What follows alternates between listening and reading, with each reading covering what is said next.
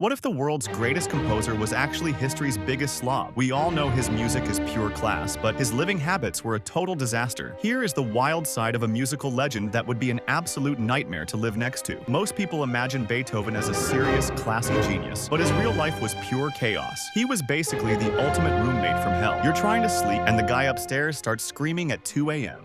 Beethoven would pace around his room, humming and bellowing melodies at the top of his lungs. But that wasn't even the worst part. While he screamed his music, he would take giant jugs of water and pour them directly over his head and hands. He believed the cold water sparked his genius, but he didn't bother using a tub or a sink. He just stood there in the middle of the room, pouring away until the water soaked through the floorboards and started dripping onto the neighbor's expensive furniture downstairs. His landlords absolutely hated him. In fact, he was forced to move over 60 times in his life because of these indoor rainstorms. And his house? It was a literal junk pile. Visitors said he had half-eaten food rotting on the piano, unwashed plates everywhere, and a full bathroom pot kept right under his piano stool so he wouldn't have to stop working. He was so messy and focused on his music that he completely forgot to take care of his own home. It gets even weirder. His friends were actually embarrassed to be seen with him. He looked so scruffy that they had to sneak into his room while he was asleep, steal his dirty, ragged clothes, and replace them with brand new ones. Beethoven was so distracted he usually didn't even notice he was wearing a totally different outfit the next morning.